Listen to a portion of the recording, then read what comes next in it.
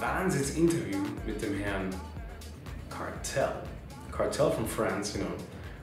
Growing up with all the Headbanger dudes, and now we're here with Huxley. Growing up with all the UK house music dudes. Yeah. I met him just a few months ago at Lighthouse Festival. I made the mistake, I was like, Huxley, we're here at Snowbombing. Nope, that didn't happen.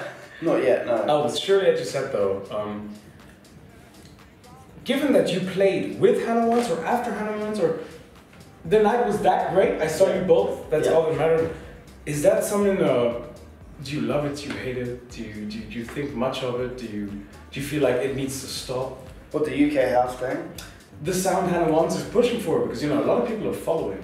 Yeah, I mean, she does her thing, you know, she has her crowd, and I might not be that.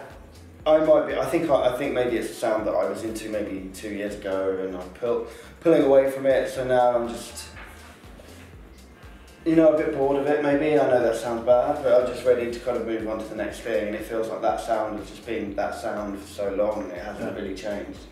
But you know, she does her thing. She's fucking massive. So fair play to her.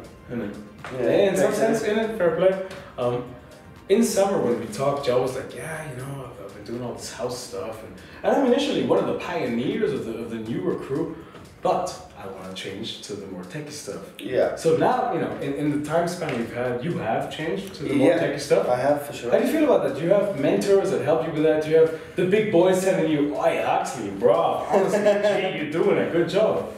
Sometimes, I mean, it's nice, you see, like, it's good because you see my friends, like, a few friends with, like, obviously some of the bigger DJs, and it's nice to see them come to me now, who maybe probably stopped playing my stuff because it went too far towards the UK garage thing, and they're house DJs like Nick, Fanciulli or Eurus or whoever, and now they're coming back and they want to play my stuff. Fanciulli, big job, big time. Yeah. Such a great... Like, whatever Mike's doing, let him do it. I love that guy, he's so good, such a nice guy. So it's nice to kind of be back with people that I originally wanted to be back with, whereas before I was getting put in with people that I really respect, and I do really like their music, but I don't, it feels like it's stagnated. You don't relate, huh? Yeah, I'm not relating to it anymore, and it feels like it's stagnated a little bit and just like got a bit boring, basically. Sure. And I just wanted to move on to the next challenge.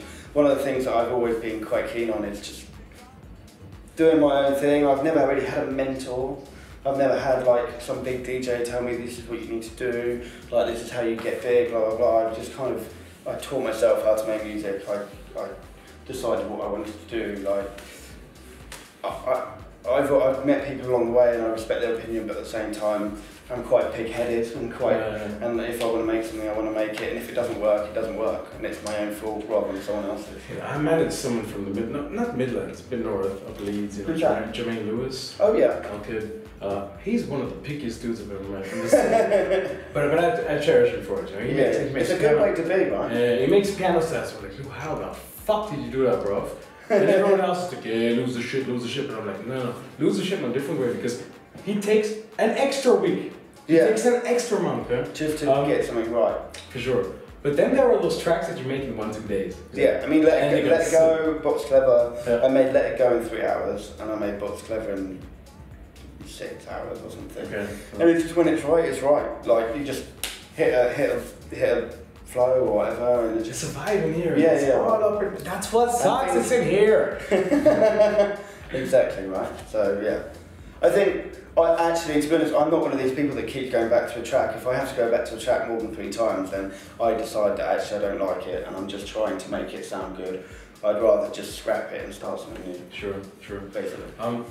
You know, where you've gotten into more of the nitty-gritty, dirtier tech vibe. Yeah. Is there still a message you want to bring forth? Is it more of the vibe, the movement message, or is it a real emotional? This is how I felt in this time of my life? I think that's it. Yeah, I think that it just summed up into what I'm liking right now. Like in a month's time, I might be back making garage, or I might be making something completely different. I think like doing my album, essentially, let me reset what people thought of me and just start something completely new and just branch out and go back to writing songs, which is what I used to do when I was 18, and just fuck around with like different sounds and just get some vocalists in and not worry about fucking all this shit like who's gonna play it or who's gonna fucking like it. I just like fucking. Who's gonna release it given what samples you've put in it? Well, do you still have problems like that? Well, the album has only a couple of samples and you know they're quite hidden, so it's fine. Apart from that though, I don't really care. Like I just kind of wing it and just fucking. Loud. If it's good music, that's where it needs to be. Exactly. Mike, I'm sure you've sat with a whole lot of other people. I don't need to. Nobody needs you to name names. Right. But what was the shittest collab experience? Like, where did it go wrong from A to B? I'm not going to say names. No. No one would ever want you to. The worst ones I've had, just you sit down in front of the computer and the guy says an idea and you try and do it and you're like, this is shit. So you say, oh, this isn't working. And like the best collaborations are where you can turn around to the person and go, this is shit. And like, you don't mean it in a horrible way, you just mean it as this isn't working. Yeah, and they turn around to me a lot of the time going, what the fuck are you doing? Like, this is terrible. Yeah. But like, one of the worst ones is I turned around to the guy and I was like, right, this isn't working, it's not very good. And he just took offense. In a diplomatic way? In a nice way? Yeah, not in a horrible way, like just in a way that I would talk to anyone else that I collaborate with, and he just threw his toys out of the pram and just started like, it didn't last much longer than that. Okay. Basically, but I think when you're collaborating with people, you need to be able to be honest. You need to sit down in a room, and you need to have a similar kind of idea of what you want to do and your goals, and you need to be able to just take it on the chin and realise if someone says they don't like something, it's not they don't like you, they just don't like that idea. Okay. Basically. Yeah, that makes sense. And future ravers, future beat makers, listen to each other. If there is something we disagree upon, let's just disagree. Let's agree to disagree. Exactly right. Exactly. That's exactly it. Mike, now let's get a little personal, brother. What do you like to have for breakfast? Do you have breakfast? I don't have breakfast. Given you live in your bed at that time of day. I haven't had breakfast for about 15 years. Bro, I hope your mom don't watch this. It's alright, she knows. That's good. Yeah. Lots of coffee and then bread. So you're on the right way to become the next. How do I say this? Like, the next Paul Oakenfold or something. Look at this guy, baby. No, people are. It's a fact. It's the reality. How do you feel about that? Or are you just a dude who's like, dude, I'm making music. Like, stop stressing me, guys. For one thing, I don't really believe anyone likes any of my music. 80,000 likes on Facebook. We hate them all. Why the fuck we flying here? Stop getting all this. No, but I just. Do you realize what you're doing for people and the young people who really look up to you, and you're shaping a lot of lives' passions? That's very nice of you to say. I would say that they should probably follow someone with a bit of a better moral compass than me, possibly. But yeah, no, I don't know. I don't really think about it. I just don't know. Just get on with my shit and just do what I want to do, and hopefully people like it. If people are inspired by me, that's great. I love it. It's not something I'm actually that comfortable with. I can't take compliments very well. If we were sat here listening to my own music, I'd probably be with my head in my hands, something you have to sit in the room. But it's great if people can take inspiration from me and then make what will probably be better music than I make. Then that, for me, is fucking perfect.